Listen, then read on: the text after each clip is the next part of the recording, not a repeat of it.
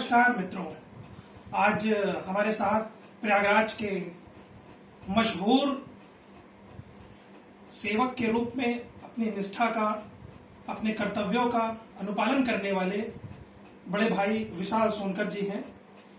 विशाल सोनकर जी आज लोगों को यह बताएंगे कांग्रेस पार्टी के विषय में, और हम उनसे पूछेंगे कांग्रेस पार्टी की खामियों को और उसका विश्लेषण भी किया जाएगा।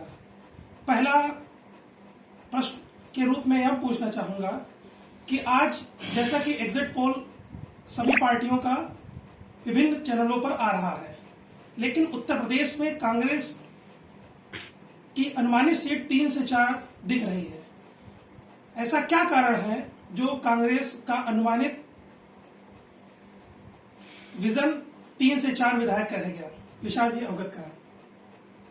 मैं सर्वप्रथम उत्तर प्रदेश के प्रथम मुख्यमंत्री रहे स्वतंत्रता संग्राम सेनानी गोविंद पल्लम पंत जी की पुण्यतिथि पर शत शत नमन एवं श्रद्धांजलि अर्पित करता हूं और मैं आपकी बात का जवाब भी देना चाहूंगा। देखिए, मीडिया है, मीडिया क्या कह रहा है, चुनाव किस पर हुआ है, जरूरी इस चीज पे है। प्रियंका जी ने मुद्दे पर चुनाव लड़ा और उत्तर प्रदेश में एक नई राजनीति को उन्होंने दिशा दी, और मैं समझता हूं उत्तर प्रदेश के युवा, महिला और तमाम ऐसे जो कामगार हैं, जो मजदूर हैं, जो इस सरकार में कोरोना काल में जो यातनाएं उन्होंने झेली है, और प्रियंका जी ने जो एक मैनिफेस्टो लेकर आई हैं महिलाओं को लेकर, खासकर जो 40% उन्होंने आरक्षण दिया है, ये उत्तर प्रदेश नहीं हिंदुस्तान की राजनीति में किसी पहले ऐसे राजनीतिक दल है जो इतना बड़ा उन्होंने स्टेप लिया और एक नई राजनीति स्थापित करने का उन्होंने जो कार्य किया और इस पे मेहनत भी किया। बाकी जनता का जो भी निर्णय होगा उन्हें हम स्वीकार करेंगे और अपने उद्देश्य को पूरा करने के लिए निरंतर हम मेहनत करते रहेंगे। जैसा कि अभी आपने कहा कि बेरोजगारों के लिए कांग्रेस ने संघर्ष किया, मैं इस बात से आप थोड़ा सा विवेचना कर लीजिए कि मैंने बहुत कम स्थानों पर यूथ कांग्रेस और यूथ विंग कांग्रेस पे कार्यकर्ताओं को देखा कि वह बेरोजगारों की मांग को लेकर सड़कों पर लाठी खाते हुए दिखा गया। ये हो सकता है आपका फेलियर है, यही एक ऐसा कारण है कि जो युवा बेरोजगार है वो कांग्रेस की तरफ से नहीं देख रहे हैं। कृपया अपना प्लान बताइए, क्या कारण है कि युवा कांग्रेस पार्टी से जुड़े और आपको वोट दे आने वाले समय में? देखिए, प्लान तो प्रियंका जी ने बनाया, अब रही बात युवाओं की, तो युवा जो आज का युवा है, जो जिसकी एज इस समय 24 साल, 25 साल, 30 साल, 35 साल या लमसम जो तैयारी कर रहे हैं, उन्होंने कांग्रेस के पीरियड नहीं देखे स्टेट सरकार की। तो प्रियंका जी ने जो स्टेट सरकार अपनी आने पर जो योजनाएं लेकर आई हैं, अब तो सरकार आएगी तो योजनाएं जमीन पे उतरेगी, नहीं आती तो हम प्रयास करेंगे सरकार आए उसको उतारने का प्रयास करेंगे। जो भी सरकारें आएंगी हम उसकी मांग करेंगे इस मैनिफेस्टो को अपनी सरकार से वो लागू करें। उसमें तमाम चीजें हैं रोजगार को लेकर, जो 11 लाख भर्ती खाली है, ये गवर्नमेंट का डाटा है, उसको भरने का सर्वप्रथम जो प्रियंका जी लेकर आई है, जो कहीं ना कहीं क्लियर दिखता है। बाकी राजनीतिक दल है तमाम वादे करते हैं, लेकिन जो एक खरा वादा है जो जनता भी जान ले कि ये चीज हो सकता है, तो इस पर हम प्रयास करेंगे। अगर सरकार में आती तो बहुत अच्छी बात है, नहीं भी अगर किसी कारणवश आ पाते तो हम सरकार जो भी बनेगी नहीं उससे हम मांग करेंगे इस पद को जल्द से जल्द भरे। और रही बात युवा की, युवा हमसे जुड़ेगा, हमें भरोसा है, जो हमारी स्कीम है, जो योजनाएं, उससे वो आज नहीं कल जुड़ेगा। जोड़ने का हम निरंतर प्रयास करेंगे। प्रयागराज में लाठीचार्ज हुआ, मेरी समझ से उत्तर प्रदेश या देश की पहली ऐसी नेता प्रियंका जी हैं जो छात्रों से संवाद किया और उन्होंने उनसे मिलने का आश्वासन भी दिया। किसी कारणवश प्रयागराज आगमन पर मुलाकात नहीं हो पाई, आगे मुलाकात होगी ऐसा मेरा भरोसा है। 10 तारीख को एक रिजल्ट आ रहा है और आपकी मेहनत का उस दिन आकलन हो जाएगा, और आप अपने विषय में कुछ भी कहें, सर्वप्रथम मैं जनता को इसका हितकारी मानता हूँ। 10 तारीख को रिजल्ट आ रहा है, सच्चाई से बताइएगा और हृदय से बताइएगा कि पश्चिमी यूपी से लेकर के पूर्वांचल तक आप कितनी सीट जीत रहे हैं। इसकी संख्या आप इकाई से शुरू करें या 0 से करें, लेकिन इस पर आप अपनी राय रखें। देखिए, सीट तय करना ये किसी राजनीतिक दल का काम नहीं होता। भाषण में कहा जा सकता है कि हम 300 पार जा रहे हैं, 250 पार जा रहे हैं, लेकिन सच्चाई यही है कि उत्तर प्रदेश या किसी भी इलेक्शन में सीट तय करती है जनता। और हमने जनता के सामने एक विजन रखा और ईमानदारी से मेहनत किया और प्रत्याशी का चयन अपनी पार्टी के लोगों में किया, न कि किसी बाहर के आदमी को लाया।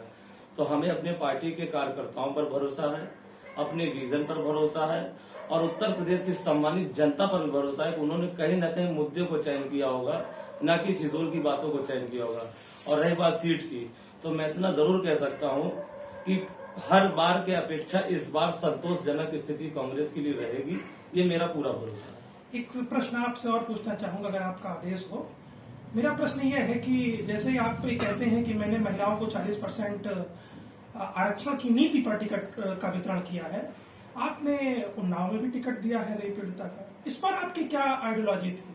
देखिए, आइडियोलॉजी ये है कि कोई भी पीड़ित हो, पीड़ित न्यायपालिका से, शासन से या किसी और भी सिस्टम से लड़ता है, लेकिन जब उसे स्वयं की ताकत मिल जाती तो और बेहतर ढंग से लड़ता है। वो जो पीड़ित महिला उन्नाव की जो बेटी थी उसकी माँ, चाहे सोनभद्र के पीड़ित में से एक को टिकट दिया गया है, पूनम पांडे जी को टिकट दिया गया है, खुशी दुबे की बहन को टिकट दिया गया, तमाम ऐसे पीड़ित लोगों को टिकट दिया गया है जो कहीं ना कहीं अभी अपने क्षेत्रीय विधायक या डीएम या सरकार या मुख्यमंत्री के ऊपर आश्रित थे कि हमें कहीं से न्याय मिले, उन्हें न्याय कहीं नहीं मिला। तो प्रियंका जी ने के अपना योजना बनाई या एक सोच उन्होंने दिखाया कि हम क्यों ना जो ताकत दूसरों के पास है हम ताकत उन्हीं को देने का कार्य करें। और लोकतंत्र में सिलेक्शन से ज्यादा इलेक्शन जरूरी होता है। अगर वो इलेक्ट होकर जाएंगे तो उन्हें अपनी ताकत के साथ साथ और लोगों के लिए वो क्या कर सकते हैं इस पर भी वो ध्यान देंगे। चूंकि यह आपकी अपनी व्यक्तिगत सोच है और आपके पार्टी की सोच है जिसके विषय में आपने व्याख्यान किया, कहीं न कहीं दूसरे दलों के लोग ये सीधा आरोप भी लगाते हैं और मैं समझता हूं कि उनका आरोप निराधार नहीं है, क्योंकि कांग्रेस पार्टी को उत्तर प्रदेश में यहाँ पर विधायक के रूप में चुनाव लड़ने वाले लोग नहीं मिले हैं। क्या ये सच है या झूठ है?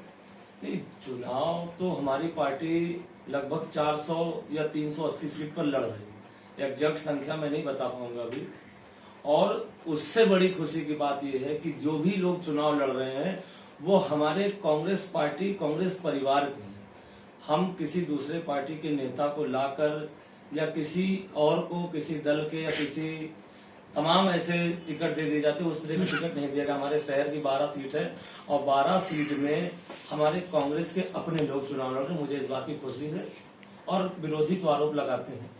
जैसा कि आपके टिकट वितरण का कार्य है, तो एक कमियां आप भी ये महसूस करेंगे कि आज कांग्रेस पार्टी का जो संघर्ष का दिन है, आपसे लोग क्या कारण है कि बिछड़ते चले जा रहे हैं? चाहे मैं जितिन प्रसाद जी की बात करूं, एक नहीं कई ऐसे नेता हैं जो आपसे बिछड़ते हुए चले जा रहे हैं। क्या आपका जो मुख्य नेता है या कार्यवाहक की भूमिका में है, क्या उसका संचालन ठीक है या नहीं, या मैं आपके मुंह से सुनना चाहता हूं? देखिए, जो भी गए हैं वो राहुल गांधी जी के नेतृत्व में या उनके समर्थन से सरकार में मंत्री बनने का अवसर प्राप्त राहुल जी की वजह से हुआ था, ये पूरा देश जानता है।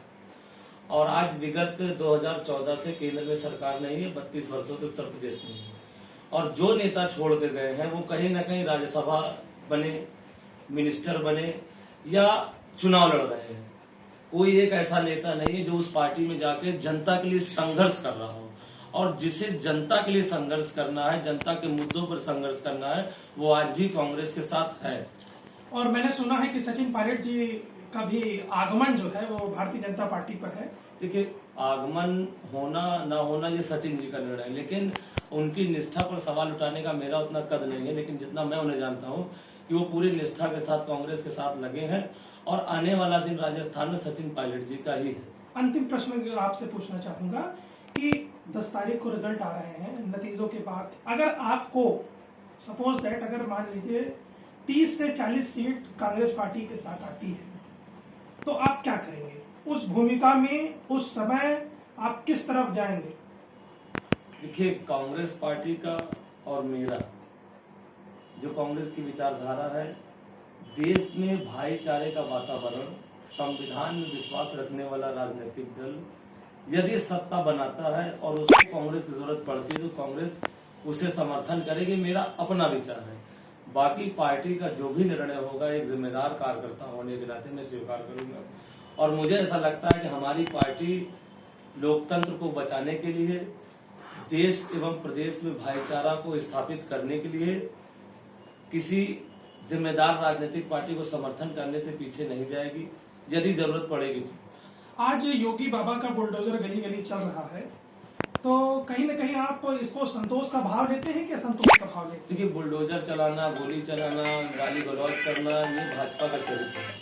कोई भी जनता सरकार बुलडोजर चलाने के लिए नहीं बनाती। जनता विकास के लिए सरकार बनाती है, रोजगार के लिए सरकार बनाती है, और कैसे नीति नियम बने, आगे उसका परिवार, उसका रोजगार, उसके तमाम योजनाएं ऐसी लेकर आए जिससे कि जनता खुशहाल है। बुलडोजर चलने से मैं नहीं समझता कोई खुशहाल होता होगा। किसी की संपत्ति को नुकसान पहुंचाकर अपनी सरकार को बेहतर साबित नहीं किया जा सकता। अपनी सरकार को अपने काम पे साबित किया जा सकता है, जो कि इस सरकार ने नहीं किया। चलिए, बहुत बहुत धन्यवाद, और मैं आशा करता हूं कि आपने बहुत ही समुचित और योग्य उत्तर दिया है। अगर आपको किसी भी प्रकार का प्रश्न पूछना हो, अगले किसी भी मैं वीडियो में पूछूंगा, तो आप कमेंट सेक्शन पर अपना प्रश्न, या इनसे कोई प्रश्न पूछना चाहते हैं तो अपने कमेंट पर आप सीधा इनसे प्रश्न कर सकते हैं। मैं समझता हूं कि आप उचित उत्तर देने योग्य हैं। चलिए, बहुत बहुत धन्यवाद।